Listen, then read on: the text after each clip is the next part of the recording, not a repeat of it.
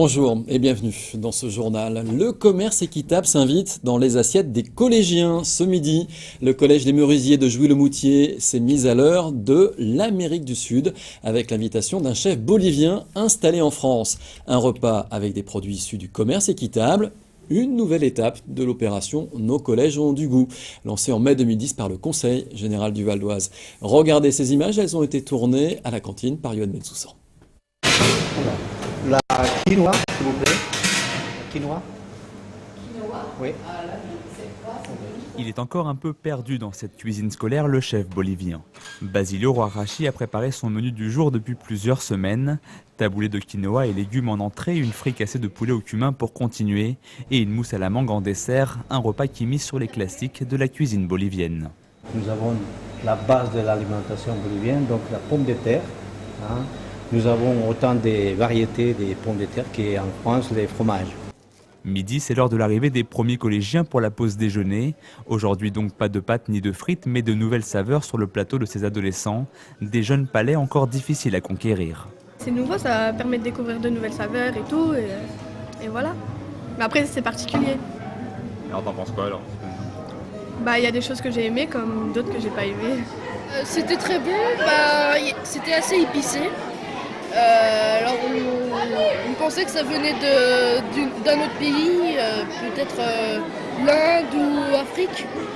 Et justement, la provenance des produits et leur qualité, c'est tout l'objet de ce repas un peu particulier. Plus qu'une découverte de nouveaux plats exotiques, ces collégiens sont en train de s'initier sans le savoir au commerce équitable, un concept encore vague pour la plupart. C'est pour montrer que ça vient pas que d'ici. En tout cas, c'est ce que j'ai compris du commerce équitable. C'est pour pas que les gens qui font les choses, ils aient moins d'argent que les autres. Allez, on va dire bien, mais peut mieux faire. Pour résumer, le commerce équitable est un système d'échange qui vise à assurer des revenus décents aux petits producteurs des pays en développement. Une consommation plus responsable donc, mais aussi plus onéreuse. Le coût du repas avec ces produits-là est de 0,70, 0,75 centimes d'euros plus cher. Mais je crois que c'est aussi, là aussi, une éducation ou en tout cas une sensibilisation autour, peut-être qu'il y a des produits qui nécessitent le prix. Le déjeuner issu du commerce équitable est une première étape pour ces collégiens. Au cours de l'année scolaire et dans plus de 80 collèges, 4 semaines thématiques autour du goût sont programmées dans les cantines, avec entre autres la découverte du pain artisanal, des produits bio ou encore des fruits et légumes valdoisiens. La visite de François Fillon la semaine dernière à Garges-les-Gonesse a fait des émules. Une délégation chinoise s'est rendue ce jeudi dans le quartier de la Muette, tout comme le Premier ministre. Curieux des rénovations et de la manière dont la municipalité a construit ces nouveaux logements, des élus d'une grande ville du nord-est de Pékin ont pris des notes sur la réhabilitation des lieux. Objectif, s'inspirer d'une urbanisation à la française dans un pays en plein essor économique. Christophe Aubry a rencontré cette délégation chinoise. Ville emblématique de l'urbanisation des années 70, Garges-les-Gonesse fait figure de modèle pour l'aménagement de son territoire. Et sa réputation ne s'arrête pas aux frontières de l'Île-de-France. Hier, c'est le maire de Cayenne qui est venu se rendre compte de la rénovation du quartier de la Muette. Et plus inattendu encore, aujourd'hui, c'est une délégation chinoise qui s'est offerte une promenade de santé. Ces élus d'une ville de 4 millions d'habitants au nord-est de la Chine ont sauté dans l'avion après avoir découvert la petite ville française à la télévision. C'était il y a une semaine, lors de la visite du Premier ministre, François Fillon. Intéressés par la réhabilitation du quartier, ils sont venus s'inspirer des récentes réalisations. Ils souhaitent savoir la procédure de demande d'un logement social. Alors, la demande d'un logement social, elle est dirigée avec plusieurs facteurs qui sont la composition de la famille, pour savoir le nombre de pièces que l'on va leur donner, et leur capacité à pouvoir payer un loyer. Monsieur Wang est directeur général des services dans une grande ville industrielle.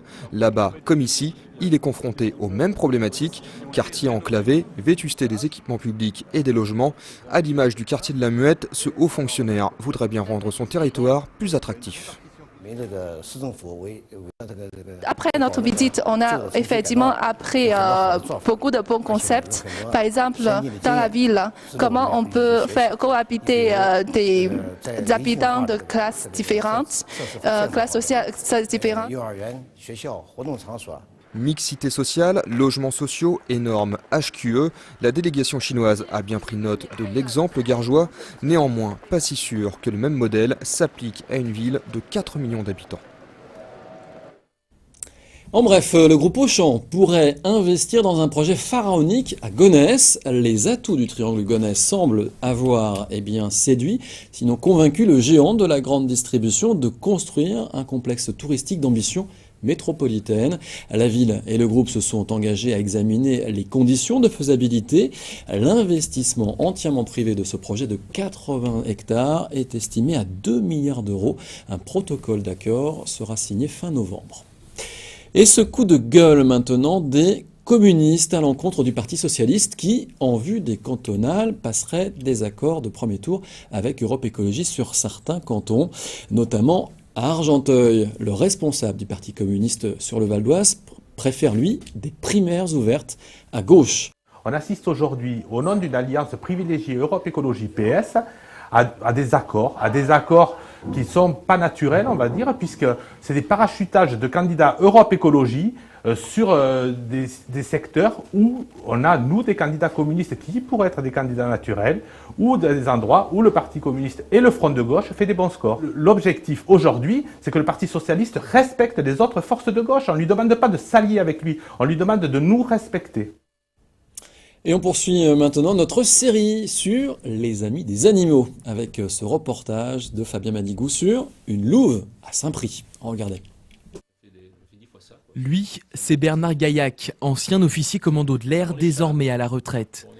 Elle, c'est Kaya, une louve tchèque arrivée dans le foyer du Saint-Pricien en mars 2009. Une race de loup issue du croisement entre un berger allemand et un loup des Carpates, voilà près de 2 siècles.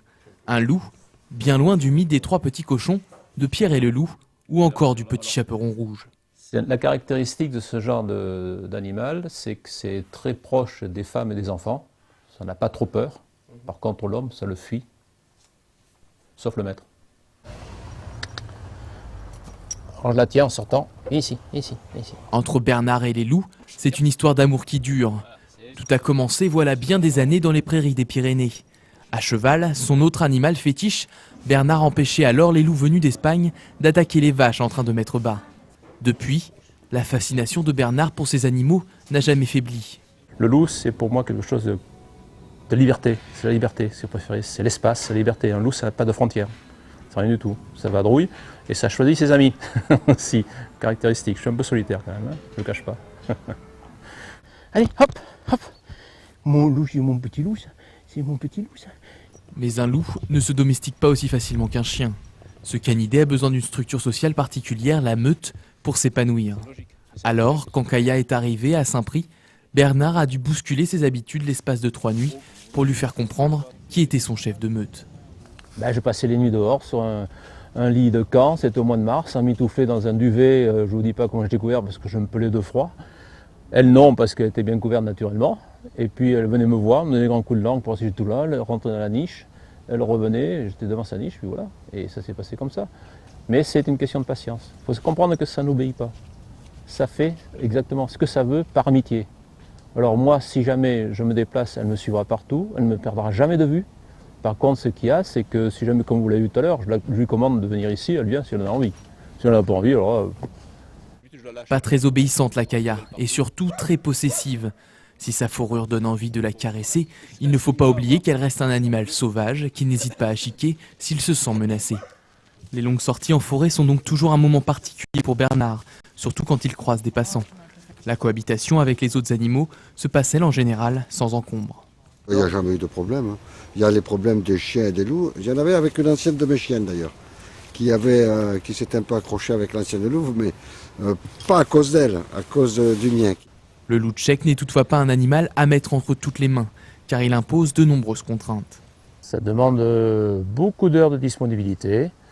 Le matin, il faut la sortir tous les matins parce que sinon, ça ne reste pas calme. Ça a besoin de beaucoup de mouvements. Et puis en plus de ça, c'est très accaparant puisque ça reste toujours accroché au basque, comme on dit vulgairement, et ça ne vous lâche jamais. Et donc il faut être toujours là. C'est pour ça que je dis toujours que ce n'est pas un animal qui peut être un animal de compagnie dans un appartement ou avec une personne qui travaille. Il faut quand même avoir beaucoup d'espace.